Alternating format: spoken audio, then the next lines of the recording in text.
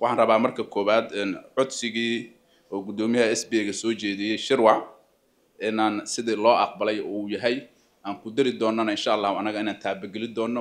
marti geli doono shirkaas hadii alla idmo qabanqaabadeeda adaa laga rabaa marka insha Allah taala bunuugta islaamiga ah waxay u taagan yihiin kaliya ma ahan in ay wax iska maalgeliyaan waxay u taagan yihiin inay wax dadka wax taray u maalgeliyaan oo wax lagu cayaaraa ay naqanin inay jiheeyaan maalgelintu meesha ay galayso war dadku wax ma u taraysaa waxaan wax baabiinaya hantida miya mise waxa way hantida ilaalinaya oo qofka naftiisana wax u taraaya bulshadana wax u taraaya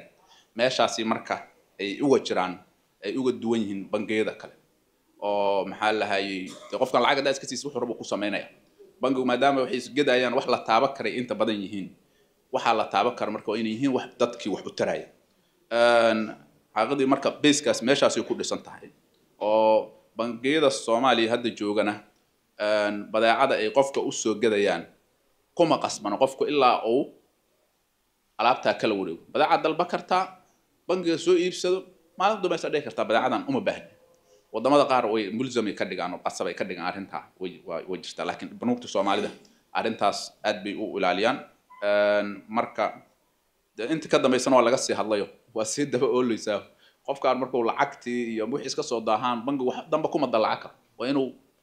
yiraahdo wixiisi uu ka soo raadsado xaqiiqdii marka arintaas waa arin ay banuugta islaamiga la gaar leeyihiin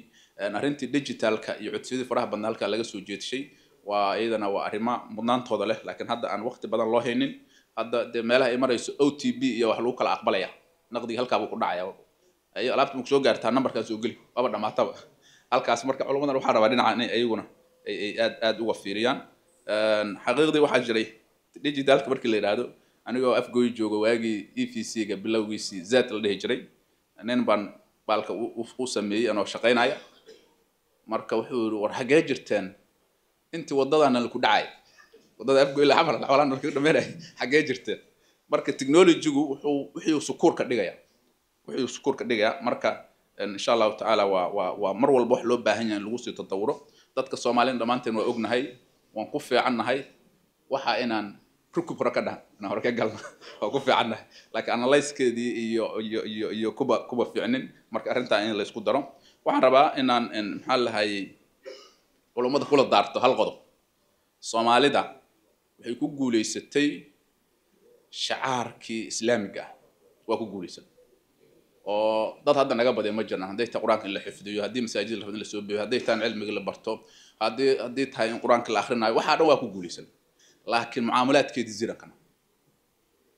waxaan rabaa culimada Soomaaliyeed halka fadhida iyo aqoonyahanada halka fadhiya arinta inta la daraaseeyo in dadkaasi loo tababari lahaa dhinaca muamalaadka sababtuna waxay tahay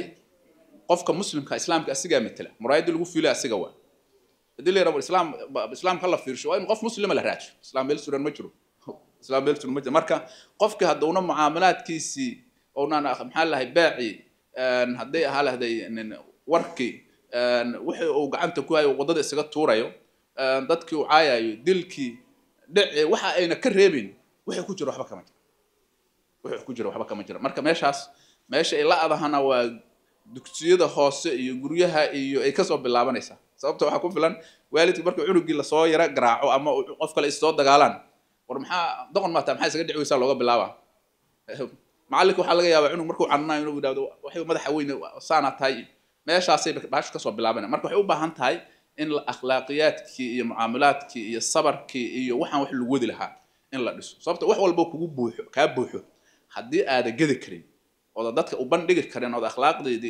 iyo qaabkeeda aad wadan macna ma sameynayso marka waxaan rabaa inaan ayadana qodobkaas maxaa la maadaama dhinaca aan ku fiicannahay in dhinaca kale lagu dayo oo si fiican loo fiiriyo sababtoo dadkana soo fiirinayo qof maanta rabo inuu Soomaaliya fiirsho wadad muslimiina islaamka u fiirinayo islaamka bal eedaab war eeda anaga waa islaamka ma anagaas waa ognahay akhlaaqiyad inta wax lagu gaarsiyo diinta ay ku gaarto waa ognahay oo wadamo badan iyo dad fara badan ay ku gaarto la yaabay macnaha dadkan si dhaqankooda u yahay dhaqankaas bisay ku qanceen marka waxaan rabaa inaan aad ugu dheeraad ma rabo warkayga salaadii la joogaaba waa mahadsantihiin waa idin mahad celinaynaa إن شاء الله تعالى إن شرر كان عن سي جوكتينو سي علميينو سي قرحينو إن شاء الله وأن كشغيد دونا أذن كان كسو قيب كلكين إيو كلمة هنا بقى إنك ما هاد عنا وجزاكم الله خيرا.